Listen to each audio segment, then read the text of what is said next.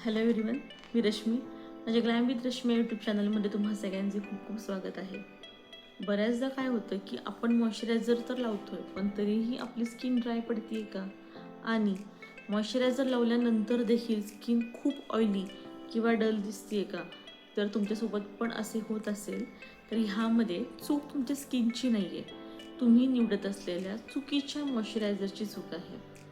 तर बऱ्याचदा काय होतं की आपण दुकानामध्ये जाऊन महागडे मॉइश्चरायझर घेतो किंवा कोणीतरी सुचवल्यावरती त्यांच्या सल्ल्याने आपण मॉइश्चरायझर यूज करायला सुरुवात करतो. पण बऱ्याचदा मॉइश्चरायझर खरेदी करताना आपली स्किनचा प्रकार कोणता आहे, ड्राय आहे, ऑइली आहे, कॉम्बिनेशन आहे का सेन्सिटिव्ह आहे, हा विचार आपण कधीच करत नाही.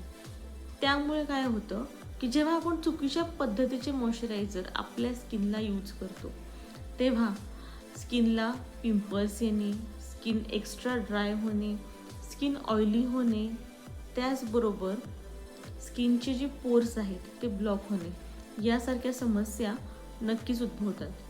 तर आजच्या या व्हिडिओमध्ये आपण डिटेलमध्ये माहिती बघणार आहोत की तुमच्या त्वचेच्या प्रकारानुसार तुमच्यासाठी कोणते मॉइश्चरायझर योग्य आहे आणि मॉइश्चरायझर वापरण्याची योग्य पद्धत कोणती आहे.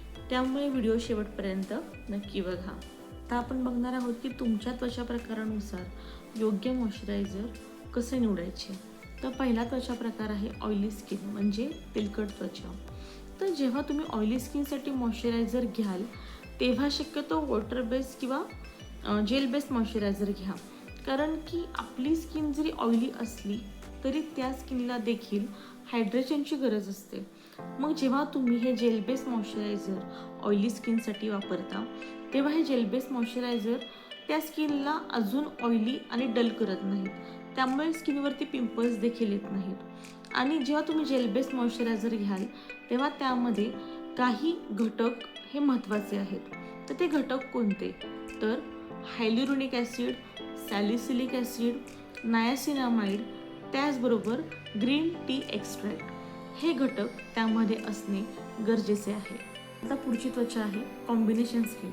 तर कॉम्बिनेशन स्किनमध्ये काय असतं, तर आपल्या चेहऱ्याचा जो टी झोन आहे म्हणजे कपाळ, नाक आणि हनुवटी हे ऑइली असतात आणि जे गाल आहेत ते ड्राय असतात, म्हणजे ऑइली आणि ड्राय स्किनचं कॉम्बिनेशन म्हणजे कॉम्बिनेशन स्किन. तर आपल्याला ह्या स्किनसाठी असं मॉइश्चरायझर हवं आहे जे ड्राय स्किन आणि ऑइली स्किन दोन्हींना पण बॅलन्स करेल. तर अशा स्किनसाठी लोशन बेस्ड मॉइश्चरायझरच वापरावे.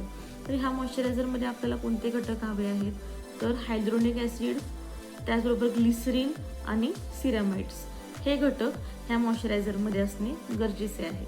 आता आपण बघणार आहोत ड्राय स्किन म्हणजे कोरडी त्वचा.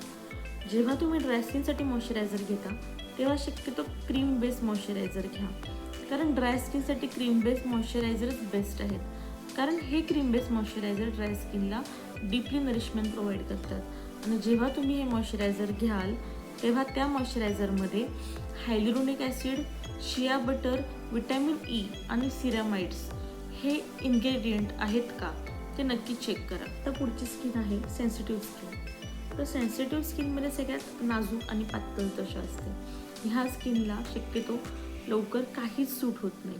तर अशा स्किनसाठी जेव्हा तुम्ही मॉइश्चरायझर वापराल तेव्हा शक्यतो फ्रेग्रन्स फ्री आणि केमिकल फ्री मॉइश्चरायझर यूज करा. तर ह्या मॉइश्चरायझरमध्ये कोणते घटक असणं गरजेचे आहे, तर सिका, त्यानंतर ॲलोवेरा आणि सगळ्यात शेवटचा घटक म्हणजे सिरामाइड्स. तर हे घटक ह्या मॉइश्चरायझरमध्ये असणं गरजेचे आहे. आता आपण बघणार आहोत की मॉइश्चरायझर वापरण्याची योग्य पद्धत कोणती आहे. तर सगळ्यात आधी चेहरा एका जेंटल फेस वॉशने वॉश करायचा आहे. त्यानंतर चेहरा 100% ड्राय न करता थोडासा ओलसर ठेवायचा आहे, कारण जेव्हा तुम्ही ओलसर चेहऱ्यावरती मॉइश्चरायझर लावता तेव्हा ते चेहऱ्यामध्ये डीपली पेनिट्रेट होते.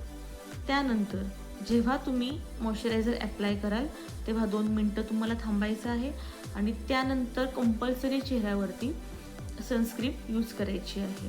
तर ही आहे मॉइश्चरायझर वापरण्याची योग्य पद्धत. हा होता माझा आजचा व्हिडिओ. तुम्हाला माझा आजचा व्हिडिओ कसा वाटला हे मला कमेंट बॉक्समध्ये नक्की सांगा आणि अशाच छान छान व्हिडिओजसाठी चॅनलला नक्की सबस्क्राईब करा. चला तर मग भेटूया पुढच्या व्हिडिओमध्ये. तोपर्यंत बाय, टेक केअर.